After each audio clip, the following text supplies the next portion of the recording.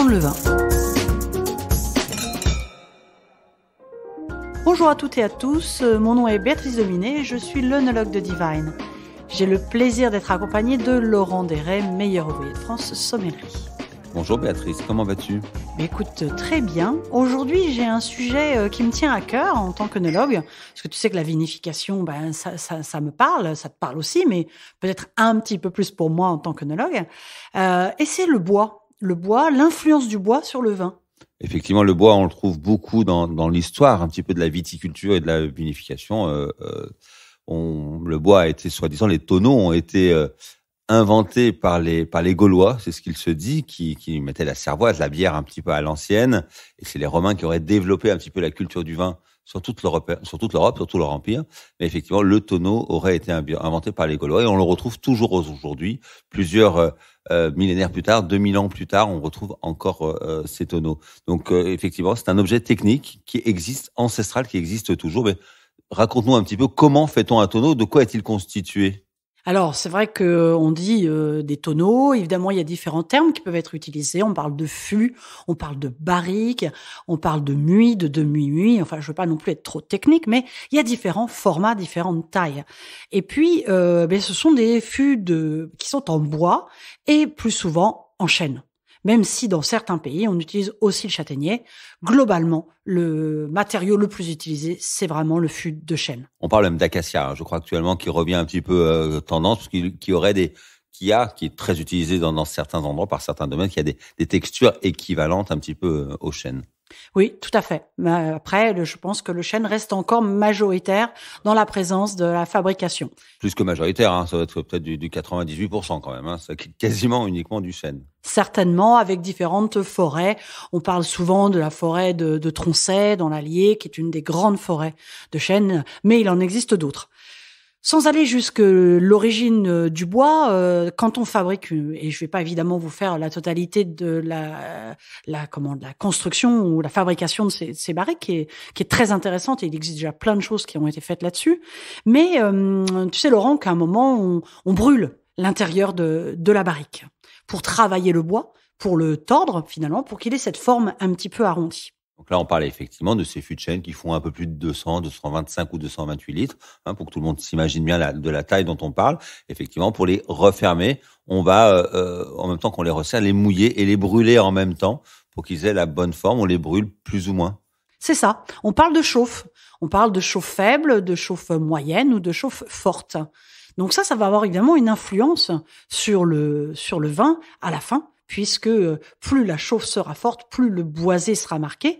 Et par tradition, souvent les chauffes fortes sont plus associées au vieillissement des spiritueux, à cognac ou à armagnac. Et même si récemment on m'a dit que c'était un petit peu moins la tendance et que des fois ils partaient sur des chauffes un petit peu plus faibles. Et puis on retrouve souvent des chauffes moyennes et des chauffes faibles. Donc ça va avoir évidemment une influence sur le goût futur du vin. Effectivement, ce qui est très important dans l'élevage du vin, donc on va considérer qu'un élevage moyen pour un beau vin rouge, pour que tout le monde se rende bien compte, c'est une douzaine de mois, 18, 24 mois. C'est la norme, on va dire, globale. Certains vignerons qui maîtrisent parfaitement ce vieillissement vont beaucoup plus loin. On pense à des cuvées qui durent jusqu'à une cinquantaine de mois chez Brumont. On pense à des grands vignerons de la vallée du Rhône qui s'amusent à faire vieillir leurs vins 30, 36 mois. C'est pas la moyenne. La norme, elle est plus entre 12 et 24. Le vieillissement, ce n'est pas apporter du goût de bois au vin. Le vin se suffit à lui-même. C'est un produit noble qui vient d'un terroir noble. C'est ce jus de raisin fermenté. La fermentation a transformé ses arômes. Et puis l'élevage arrive et amène une petite pâte. Le but n'est pas qu'il ait trop le goût de bois. Le but est que le vin existe encore à travers le bois. C'est comme une pointe de maquillage sur une jolie femme. C'est fait pour mettre ses yeux en valeur. C'est pas pour qu'on voit plus que le maquillage et qu'on ne voit plus les yeux. Ça n'aurait aucun intérêt. Donc, c'est pas le goût de boisé, finalement, qui nous intéresse tant que ça. C'est l'échange qui va se passer à travers le bois entre le vin à l'intérieur et l'air à l'extérieur.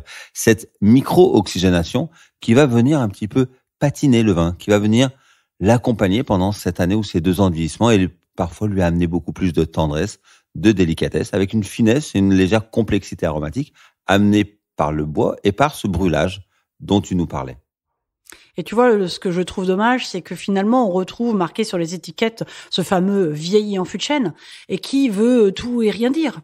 parce que finalement, ça dépend complètement de la durée, comme tu l'as dit, qui peut être très variable, et aussi, est-ce que on est sur une barrique neuve ou est-ce qu'on est sur une barrique, on dit d'un vin, c'est-à-dire au lieu d'un an, c'est-à-dire qu'il a été utilisé une fois, de 2 vins ou de 3 vins, et ça n'est pas du tout la même influence. Vieilli en fût de chêne, c'est comme vieille vigne sur les étiquettes. Ce sont des termes qui sont utilisés souvent de la bonne manière par des vignerons sérieux, mais parfois qui n'ont pas grand intérêt. Donc non, ça ne veut pas dire grand-chose.